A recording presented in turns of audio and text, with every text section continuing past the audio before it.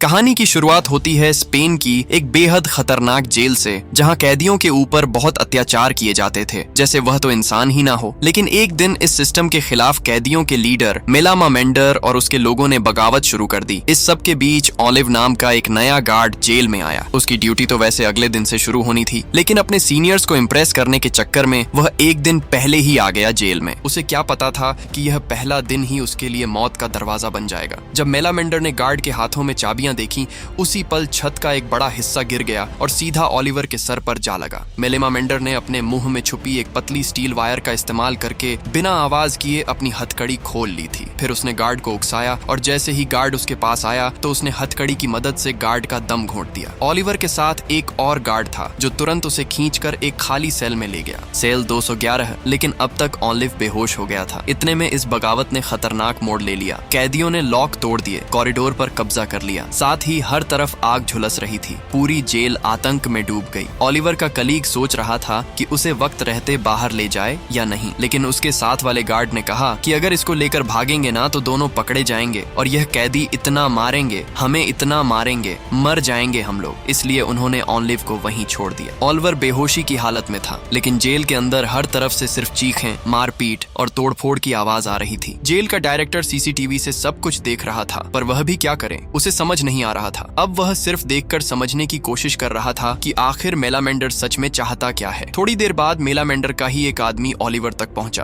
उसने देखा एक अनजान शख्स जेल में पड़ा है, तो बिना सोचे समझे ऑलिव को एक जोर का थप्पड़ मारा, जिससे ऑलिवर होश में आ गया, लेकिन अभी भी वह कंफ्यूज था। सामने से कैदी ने कुछ सवाल किए, लेकिन जवाब न मिलने पर वह दरवाजे को लॉक करके वहां से चला गया। ऑलिवर को यह समझने में ज्यादा देर नहीं लगी कि यहाँ तो दंगे छिड़ चुके हैं और वह उनके बीच एक कमरे में फंस चुका है। उसने तुरंत अपने शू लेसेस उतारे, टॉयलेट में डालकर फ्लश कर दिए, फिर अपनी बेल्ट को गद्दे के नीचे छुपा दिया और अपने पर्स को भी टॉयलेट में डाल दिया। यह सब इसलिए कि अगर एक नया कैदी जेल में आता है तो यह चीजें उससे ले ली जाती हैं। वह अपनी शादी की अंगूठी भी निकालने ही वाला था कि तभी सेल का गेट फिर से खुला। इस बार मेला मेंडर का वह आदमी उसे लेने आया था। ऑलिवर को सीधे मेला मेंडर के सामने ले जाया गया। ऑलिवर ने पूरे कॉन्फिडेंस के साथ एक सिगरेट निकाली और डब्बा वापस कर दिया। फिर शांत अंदाज में कहा कि मैं तो आज ही जेल में आया हूँ और उसके सर पर यह चोट गार्ड की मार से लगी है। ऑलिवर ने बिल्कुल भी टेंशन नहीं दिखाई। पहले को शक हुआ क्योंकि उसका चेहरा इतना मासूम सा लग रहा था, मानो उसने कभी मक्खी ना मारी हो आज तक। पर तभी ऑलिवर ने अक्कड़ के जवाब दिया, क्या वे तू ज्योतिषी है क्या, जो शक्ल देख के सब कुछ बता देगा मेरा अगला पिछला। यह सुनकर मेलमा मेंडर कुछ सेकंडों के लिए चुप हो गया। ऑलिवर की अकड़ ने उसका भरोसा जीत लिया, लेकिन कंफर्म करने के लिए मेलेमा मेंडर ने ऑलिवर को उसकी पैंट उतारने को कहा। ऑलिवर इस बात से काफी कंफ्यूज हुआ, लेकिन फिर भी उसने मेल मेंडर की बात मान ली। यही पल उसकी जिंदगी को बचाने वाला बना। जेल में किसी कैदी को अंडरवियर पहनने की परमिशन नहीं होती। इत्तेफाक से ऑलिव को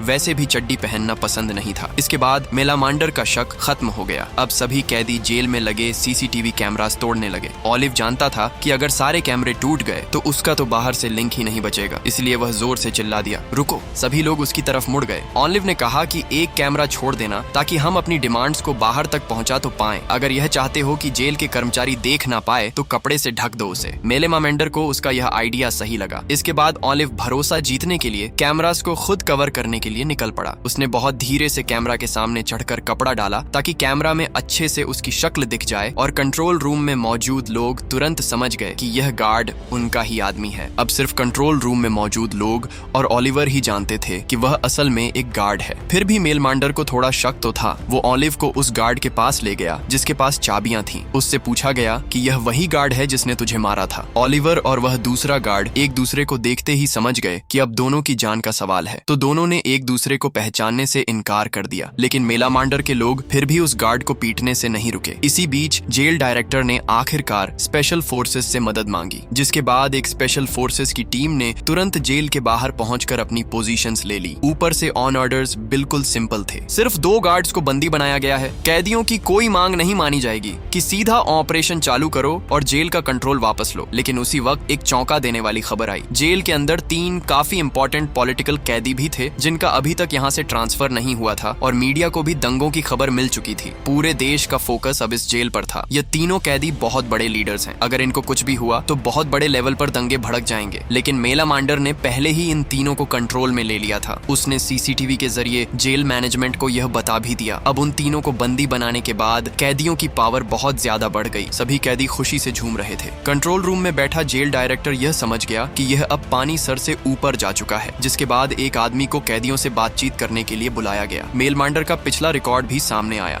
10 साल पहले भी उसने एक बगावत की थी जिसमें उन्होंने एक गार्ड को मार दिया था। तभी से वह जेल का बॉस बना बैठा है। मेलामेंडर ने ओलिवर से कहा कि कुछ डिमांड्स लिखने में मेरी मदद करो। डिमांड बेसिक थी, जेल के कमरों की हालत सुधारो, 15 दिन में एक बार फैमिली से मिलने का हक दो और कैदियों को सही हॉस्पिटल में ट्रीटमेंट दिया जाए, क्योंकि डॉक्टर उन्हें सलाखों के पीछे से चेक करते हैं। और पहले भी एक कैदी जिसके दिमाग में ट्यूमर था, उसे कहा कि तेरे सर में कोई दर्द नहीं है, तू झूठ बोल रहा है। उस बेचारे की दर्द के मारे जान चली गई। ओलिवर को मेलामेंडर की डिमांड्स में कुछ भी गलत नहीं लगा। मेलामेंडर की लीडरशिप देखकर ओलिवर इम्प्रेस हो गया। बातचीत के दौरान ओलिवर ने मेलामेंडर को बताया कि मेरी वाइफ प्रेग्नेंट है, मेरा बच्चा पैदा होने वाला है और मैं जेल में फंसा हूँ। मेलामेंडर को यह सुनकर अफसोस हुआ। ओलिवर ने एक झूठी कहानी बनाई कि जिस आदमी को मैंने मारा है वह एक ड्रग डीलर था, उसने मेरे छोटे भाई को मार डाला, तो आखिर में मैंने बदला ले लिया। ये बात सुनकर मेलामेंडर को उसके लिए और बुरा लगा। ओलिवर काफी जल्दी मेलामेंडर के करीब आ रहा था, तब तक नेगोशिएटर भी जेल में पहुंच गया। मेलामेंडर ने ओलिव से कहा कि इसकी तलाशी लो। ओलिव ने बड़ी चालाकी से तलाशी लेते हुए ही तीनों बंदी बनाए गए कैदियों की लोकेशन बता दी और बाद में अपनी डिमांड्स को नेगोशिएटर के सामने रख दिया। नेगोशिएटर ने कहा कि मैं तुम्हारी डिमांड्स को ऊपर भेजकर वापस आता हूँ। जाते जाते मेलामेंडर ने उससे कहा कि मेरे सारे भाई सुबह से बहुत काम कर रहे हैं, भूख लगी है, हमें अच्छा खाना लेकर आना। ठीक है। साथ ही उसने कहा कि ओलिवर को उसकी पत्नी से बात करने की इजाजत दी जाए। इस पर नेगोशिएटर ने कहा कि हाँ, बात तो मैं करवा सकता हूँ, इतना मेरे कंट्रोल में है तो मैं इसे ले जाता हूँ और वापस छोड़ जाऊंगा। मेलामेंडर उसकी बात पर भरोसा दिखाते हुए मान गया, लेकिन उसने सख्ती से कहा कि ओलिव को कुछ नहीं होना चाहिए। मेलामेंडर ने थोड़े ही समय में ओलिव के ऊपर कुछ ज्यादा ही भरोसा कर लिया था। ओलिवर के लिए यह एक कमाल का मौका था। पर इससे पहले कि गेट खुलता, अंदर से चीखने की आवाज सुनाई दी। चीख सुनते ही मेलामेंडर ने नेगोशिएटर को पकड़ लिया और ओलिवर से कहा कि जाकर देखो क्या हुआ है। ओलिवर भाग के देखने गया। पता चला कि दो कैदियों के बीच में झगड़ा हो गया था। एक के सर पर चोट लगी तो वह बेहोश हो गया। कंट्रोल रूम में बैठे हुए स्पेशल फोर्सेस के कमांडर ने यह देखा और वह समझ गया कि कोई तो बहुत इंपॉर्टेंट इंसान मरा है। इसके बाद उसने अपनी टीम को जल्दी से अटैक करने का ऑर्डर दिया। ओलिवर को तुरंत समझ आ गया कि अगर स्पेशल फोर्सेस अंदर आई तो खून की नदियां बहेंगी। वह फटाफट उन 3 होस्टेजेस को सर्विलेंस कैमरा के सामने ले आया ताकि कमांडर यह देख सके कि सब कुछ नॉर्मल है। जैसे ही कमांडर ने उन्हें सीसीटीवी में देखा तो उसने ऑर्डर्स रोक दिए। अब बातचीत फिर से चालू हो गई। ओलिवर की समझदारी और हिम्मत ने सबकी जान बचा ली थी, लेकिन मेलामेंडर को यह हजम नहीं हुआ कि यह आज ही जेल में आया, आज हीरो बन रहा है। लेकिन ओलिवर समझ गया कि हीरो नहीं बनना है। उसने सबके सामने मेलामेंडर का हाथ उठा दिया कि सर ने ही तो मुझे कहा था ये सब करने को। अब कैदी उन दोनों को अपने हाथों पर उठाकर सेलिब्रेट करने लगे। ओलिवर ने कहा कि काम तो बढ़िया किया तूने, लेकिन अगली बार बिना पूछे कुछ किया ना तो तुझे छोड़ूंगा नहीं। अब पता नहीं कैसे अखबार में यह खबर उड़ गई कि वह तीनों नेता मारे गए हैं और कई लोग घायल भी हुए हैं। इसी बीच ओलिवर की पत्नी एलेना एक रेस्टोरेंट में खाना खा रही थी। टीवी पर उसने देखा कि वही जेल जिसमें उसका पति काम करता है अब सभी न्यूज चैनल्स पर छाई हुई है। वो बहुत घबरा गई और उसने ओलिवर को फोन किया, लेकिन हर बार उसका नंबर आउट ऑफ रीच आया। काफी कोशिशों के बाद जब उसकी ओलिव के एक कलीग से बात हुई तो उसने सिर्फ इतना कहा कि ओलिव दूसरी ब्रांच में ड्यूटी पर है और शायद काम की वजह से उसका फोन बंद होगा। लेकिन एलेना समझ गई थी कि कुछ तो गड़बड़ जरूर है। उसने जल्दी से अपनी कार उठाई और जेल के बाहर पहुंच गई। तब तक वहां कई कैदियों के परिवार वाले भी जमा हो चुके थे। सब लोग बस ये जानना चाहते थे कि उनके परिवार का आदमी ठीक तो है ना। एलेना भी उस भीड़ में घुस गई और ओलिवर के बारे में सवाल पूछने लगी, लेकिन किसी ने कोई खास जवाब नहीं दिया। अंदर जेल में मेलामेंडर अपने बाकी साथियों के साथ खाना खा रहा था। ओलिवर भी बड़े इंटरेस्ट से मेलामेंडर की पुरानी कहानियां सुन रहा था। तभी एक और कैदी जिसकी वजह से पहले झगड़ा हुआ था दिखाई दिया। मेलामेंडर तुरंत उसके पास गया और उसे सबक सिखाया, क्योंकि उसकी वजह से अभी पूरा प्लान बिगड़ जाता। उसने सबकी जान खतरे में डाल दी थी। इसी बीच ओलिवर ने मौका देखा और मेलामेंडर की कुर्सी पर रखा हुआ वॉकी टॉकी चुपके से चुरा लिया। उसे अपनी पत्नी की बहुत चिंता हो रही थी। उसने तुरंत अपने कोलीग को कांटेक्ट किया और कहा कि एलेना को बता दे कि वह ठीक है। उसके कलीग ने ओलिवर को तसल्ली दी और कहा कि हमने एलेना से बात कर ली है और सब कुछ अरेंज भी कर दिया गया है। तभी मेलामेंडर और उसके साथी जेल के अंदर लगे टीवी पर बाहर हो रहे प्रोटेस्ट को देख रहे थे। हर तरफ रिश्तेदारों का हल्ला था। कैमरा उनकी फुटेज दिखा रहा था। मेलामेंडर ने फैसला किया कि उन्हें जेल वालों से दोबारा बात करनी होगी, लेकिन जैसे ही वह वॉकी टॉकी ढूंढने लगा वह तो उसकी कुर्सी पर नहीं था। उसने और उसके आदमियों ने वॉकी टॉकी हर जगह ढूंढा पर वह कहीं नहीं मिला। मेलामेंडर सोच में पड़ गया कि यह गया कहाँ। लेकिन तभी ओलिवर वॉकी टॉकी ले आया और कहा कि मैंने ही इसे संभाल कर रखा था, क्योंकि अगर वॉकी टॉकी गलत हाथों में चला गया तो गड़बड़ हो सकती है। उसकी बात ठीक भी थी, इसीलिए किसी को शक नहीं हुआ। लेकिन बालकनी से अपाचे ने सब कुछ देख लिया था। वह तुरंत अपने कमरे में गया। एक छोटे टिन के डब्बे में छुपा हुआ मोबाइल निकाला और उस गार्ड को कांटेक्ट किया जो उसका जानकार था। पता चला कि अपाचे असल में एक खबरी था जो असल में जेल अथॉरिटीज के लिए काम करता था। इसी तरह उसने तुरंत ओलिवर की असली आइडेंटिटी जान ली। जेल के बाहर लोग और ज्यादा गुस्सा हो रहे थे। कुछ ने तो गार्ड ऑफिस पर पत्थर भी फेंकना शुरू कर दिया। यह देखकर गार्ड यूट्रेला, जो पहले ही गुस्से में था, कंट्रोल खो बैठा। उसने तुरंत एक टीम बनाई जो हाथ में लाठियां लेकर लोगों पर टूट पड़ी। सब पर बिना सोचे समझे मार पड़ने लगी। यहीं पर टीवी स्क्रीन पर ओलिवर ने अपनी पत्नी को देखा, भीड़ में छोटी सी डरी हुई आंखों के साथ। उसने जल्दी से मेलामेंडर से वॉकी टॉकी मांगा और गुस्से में अपने जेल वाले कलीग से पूछा कि तुमने तो कहा था कि सब कुछ अरेंज कर दिया गया है, तो मेरी पत्नी वहाँ क्या कर रही है? तभी उस कलीग को पता चला कि मीडिया यह सब लाइव कवर कर रही है और कैदी अपने परिवार को टीवी पर देख पा रही हैं। जेल अथॉरिटीज ने तुरंत एक्शन लिया और पूरी जेल का टीवी सिग्नल काट दिया। इसी बीच प्रोटेस्ट में टेंशन और बढ़ गई। एलेना को अपने पेट में दर्द महसूस हुआ। धीरे धीरे भीड़ में धक्का मुक्की होने लगी। इसी बीच एलेना पर डंडे से वार हुआ और उसे मारने वाला था यूट्रेला। एक वार से एलेना बेचारी जमीन पर गिर पड़ी। मीडिया कैमरा ने यह सब कुछ रिकॉर्ड कर लिया। जेल के अंदर टीवी सिग्नल कट होने से कैदियों का गुस्सा और भड़क गया। मेलामांडर ने तुरंत वॉकी टॉकी उठाया और मैनेजमेंट से डिमांड की कि इंजर्ड लोगों की लिस्ट भेजी जाए। जब ऑनलिव ने अपनी पत्नी के बारे में पूछा तब जेल अथॉरिटीज ने झूठ कहा कि सब ठीक है। तभी अपाचे उसके पास आया। उसने ऑनलिव को धमकाते हुए कहा कि अगर मेरी बात नहीं मानी ना तो सबके सामने तेरी सच्चाई बता दूंगा। लेकिन ऑनलिव पहले ही अपाचे के बारे में सब कुछ जानता था। वह डरा नहीं बल्कि पलट कर धमकाया, बेटा मैं तो जेल में आज ही आया हूँ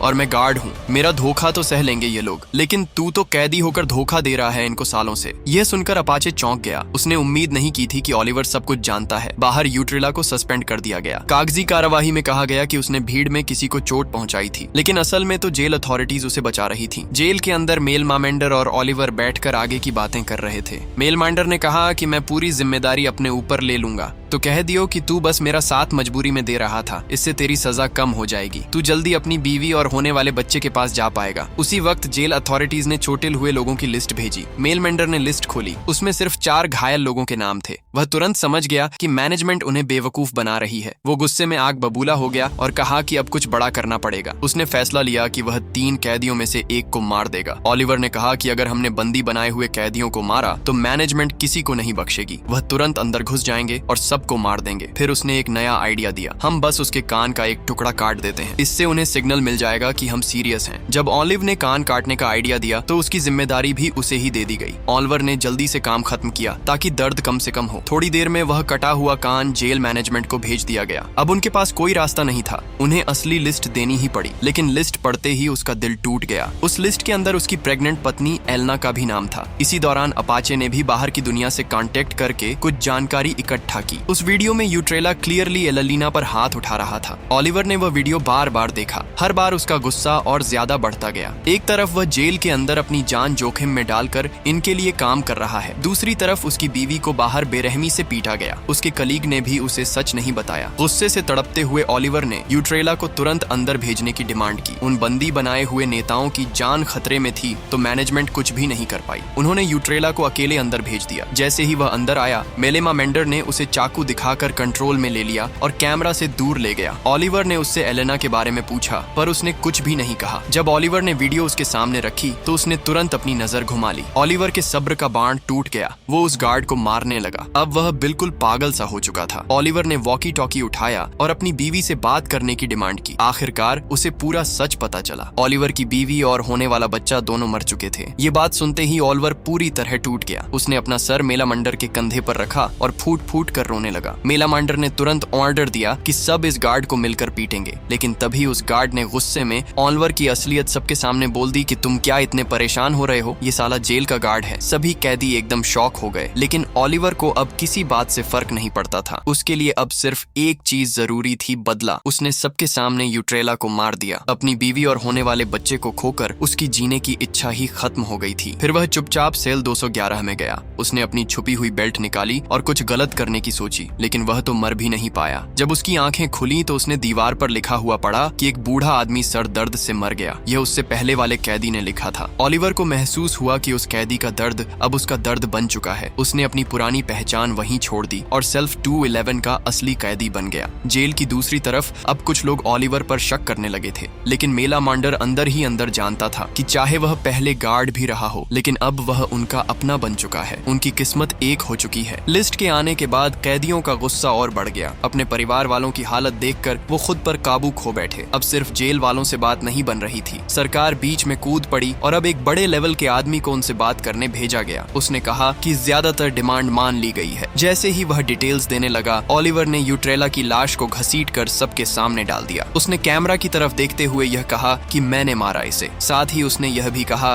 कि हम तो तुम्हारी बात तभी मानेंगे जब प्राइम मिनिस्टर खुद टीवी पर आकर यह कहेगा कि हाँ, हमने तुम्हारी सारी शर्तें मान ली। अब ओलिवर पूरी तरह से कैदियों के साथ जुड़ गया था। मेलेमांडर ने भी ओलिव का साथ दिया। या तो डिमांड पूरी करो या आके लाशें उठाओ। नेगोशिएटर को वह सब कुछ ऊपर रिपोर्ट करना पड़ा। मेलेमांडर को पता था कि सरकार इतनी आसानी से नहीं मानेगी, इसीलिए उसने अपने लोगों से कहा कि हॉस्टेजेस को अलग अलग जगहों पर शिफ्ट कर दो और आखिरी लड़ाई के लिए तैयार रहो। तभी जेल मैनेजमेंट ने एक बहुत गंदा खेल खेला। उन्होंने मेलामांडर को बताया कि ओलिव सच में गार्ड है और अगर वह ओलिवर को मार दे तो बदले में वह उसकी सजा काफी कम कर देंगे। जब मेलामांडर ने ओलिवर की फाइल देखी तो वह एक बार के लिए हिल गया, लेकिन फिर भी उसने अपने प्लान को आगे बढ़ाया। सभी बंदियों को अलग अलग जगहों पर कैद कर दिया गया और फिर वह पहुंचा ओलिवर के पास अपना चाकू लेकर। पर जब उसने ओलिव की आंखों में देखा तो एक वफादार, दर्द से भरा हुआ इंसान दिखा, तो उसका ओलिवर को मारने का मन नहीं किया। उसने चाकू ओलिवर के हाथ में दे दिया और कहा कि मैं तेरे साथ लड़ूंगा। इसी दौरान अपाचे ने मैनेजमेंट को होस्टेजेस की असली लोकेशन बता दी। स्पेशल फोर्सेस ने अटैक प्लान कर दिया। अचानक जेल की टीवी पर सिग्नल वापस आ गए। न्यूज चल रही थी कि जेल के सभी पुराने कानून रद्द कर दिए गए हैं। ओलिवर और मेलमेंडर हैरान थे। उनका दिल खुशी से भर गया, लेकिन उन्हें क्या पता था कि यह सिर्फ एक जाल है। जेल अथॉरिटीज ने यह सब इसलिए किया था ताकि कैदी शांत हो जाएं। जैसे ही सब लोग जश्न मनाने लगे, अपाचे कुछ और ही कर रहा था। उसने बंदियों को गार्ड कर रहे कैदियों को मार डाला और खुद उनके सामने खड़ा हो गया उन्हें बचाने के लिए। फिर स्मोक बॉम्ब्स जेल के अंदर डाले गए। ओलिवर तुरंत सारी सच्चाई समझ गया। उसने मेलेमेंडर से कहा कि सभी बंदियों को मार दो वरना सब कुछ बर्बाद हो जाएगा। पर जैसे ही वह दोनों ऊपर जाने लगे,